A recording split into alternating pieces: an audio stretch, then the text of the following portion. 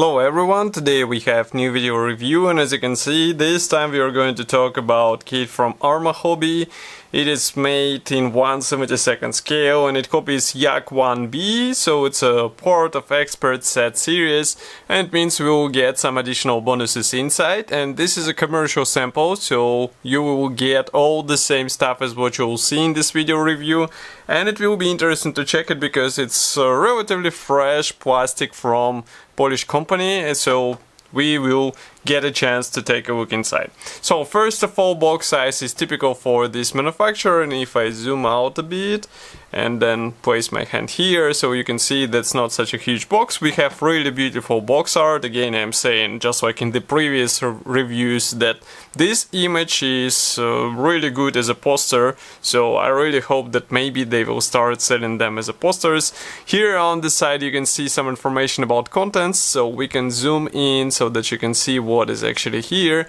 So we have plastic parts, decals for 6 marking options, PE parts, and also masks. So basically everything what you need for a decent build in 1/72 scale, and you won't have to spend extra money unless you would like to get some extra detailing made out of resin or whatever you would like to install on your small Yak-1b aircraft.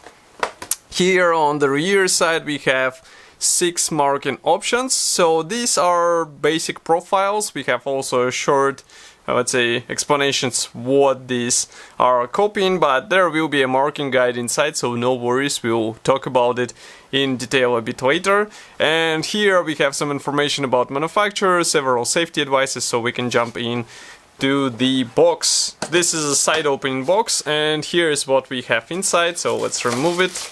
And everything is packed into the resealable plastic bag, so it's not such a difficult thing to open it. And inside we get everything all together. And again, I'm a bit surprised that this clear sprue is packed without any plastic bag, so as you can see it just slides inside. So what I really suggest is to pack it separately in order to avoid any possible damage, and we are going to start with this clear plastic frame. So here you can see we have canopy part, and surprisingly it is molded as a one-piece element, so it means you won't be able to open it on your aircraft, and some modders won't be happy about it because you won't be able to open the cockpit to expose it on the finished model. But considering the overall design of this canopy, I guess it will be visible even through the closed canopy. But still, I mean, it's really surprising that we get one-piece canopy here, even though some other Arma Hobby kits feature multi-part canopy which can be opened on the finished model. Next we go on with one and only gray plastic sprue, and let me remind you before we start checking it that we have special support button on our website, so you can actually support us by pressing it and choosing the amount you would like to send us, and it will be used for new photo and video equipment or maybe for new kits to review. You saw that we bought several kits with your help, so you can actually donate, let's say, a small amount, and still it will be handy for our future work, and we are actually working with your support, so I would really appreciate it. And here we have one and only gray plastic sprue, so as you can see it carries all necessary parts for this small Yak. And first of all we have fuselage halves which are molded together with tail fin and rudder, and here we have wing parts, so it's a typical 2-1 parts division, so I guess you won't be surprised. What is really surprising is that we have here attachment points right on the propeller blades. This is really surprising. I mean, we are in 2020 and we still get attachment points right on the blades, so you will have to be careful while separating them. Here we also have landing gear legs, propeller hub, control stick is here, then we have some parts for the main wheel wells, some parts for the landing gear doors. Here you can check the external detailing of the wing, so of course all flaps and ailerons are molded in, so you won't be able to position them separately, but note that this air intake cover is molded separately. It can be found here. It will have to be glued into the place. There are some guiding elements as far as you can see. Here we have one-piece landing gear wheels, one-piece tail wings. Here you can check the Photo-etched parts. They look really decent. I mean, let's not forget that this is a 1/72nd scale kit. And here we have quite cool parts division because we have a one-piece top cowling section, so it means you won't have any visible joint in such a noticeable space. And that's really cool. It might be handy for not that experienced modelers, let's say. Exhaust stacks are also separate. Here you can see them. I guess you can install them on the last stages of the assembly. And if you flip it over, here you can notice that we have some pre-molded detailing in the cockpit. So maybe I can bring it closer so that you can check it in detail if camera will focus. Yeah, now you should be able to see it. So we have a lot of pre-molded details, but let's not forget that this kit is part of Expert series, so we get PE parts as well, and they will be used in order to improve the overall detailing of the cockpit and also some external elements. So that's not the final form of the cockpit, let's say it so. And here you can see a main wheel wells detailing, which looks decent. I mean, this is a 1/72nd scale, so it would be strange to expect something more detailed. Of course, we have some guiding pins both in wings and fuselage, so it will be easy to join everything together. And molding quality looks surprisingly clean. I mean, there is no molding damage, no other possible problems, so it's just a matter of careful separation, attaching everything together, gluing, and I mean, you will be good to go. Okay, next we go on with this small plastic bag, so just give me a second. Here we have masks and also PE parts, and I'm going to remove them and we will take a look.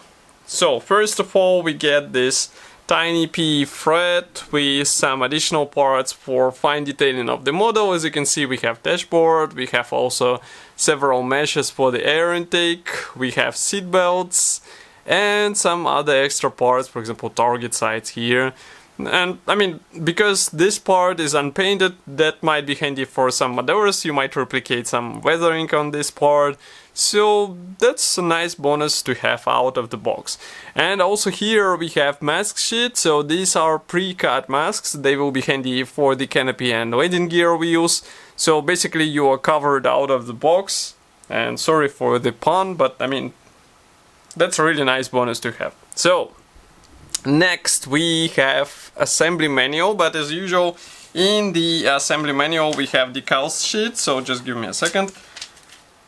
And it is printed in tech mode. Here it is. I can see that we have even some metallic finish on this decals, so if we zoom in and flip it like this, so you can notice that this 13, it looks shiny. And we also have some German symbols, surprisingly. I can see that we have some decals for the cockpit. And I guess it will be handy for these modelers who don't use PE parts in their model. But printing quality looks really nice. We have stencils, we have all necessary decals. So I guess I don't have any complaints about this part of the kit. Here we have assembly manual, so let's zoom out a bit. This is a typical Arma Hobby assembly manual, so we have some safety devices, we have also short history note, also the contents map. Here we have colors chart, and of course masks application guide, so that you know where to apply this or that sticker. Okay. Everything starts with cockpit, so we assemble the dashboard. It will be a matter of combining plastic part together with PE parts. And next we go on with cockpit walls. Then you install the pilot seat back of the seat. Here we continue with cockpit floor. It is on the wing part, so you install various control elements. It means rudder pedals and also control stick, and the lower section of the pilot seat together with seat belts. Then you join these wing parts together, and this is quite interesting because, as you can see, you use these two top halves, you connect them together with cockpit floor, and then you install whole subassembly on the lower wing half. Here we continue by joining fuselage. Well, they're joined already, so you install the top cowling part and also exhaust stacks. Here you install the tail, wings and landing gear. Here we have these PE meshes for the main air intake. Next we continue with landing gear wheels and landing gear legs. Next is a propeller and also joining wing together with fuselage. Here you install landing gear into the place, and last steps are the installation of the propeller and canopy here, and that's pretty much all. Next we have first marking option. Here we have two more. That's a Polish aircraft, by the way. Again, two more. This one is a German, I guess, captured aircraft, which is quite surprising. Summer 1943. Okay. And here we have 6 marking option, and of course on the last page we have stenciling guide for this aircraft. I can see that we have some QR code for see more, maybe there will be some history notes, maybe something else. And here we have small advert for some other kits from this brand, so we reviewed some of them, at least these 4, so you can find a review on our YouTube channel. And these were also quite impressive kits in 1/72nd scale. As for the Yak, I would say it looks decent for chosen scale, so if you would like to build a small copy of the famous Soviet fighter, it might be a nice choice for your next project. Of course, I will be happy to hear your opinion about this kit here in the comment section below. If you like this video, don't forget to press the like button, subscribe to our YouTube channel, and I will see you in the next video review as usual. Thank you for joining me today, and bye!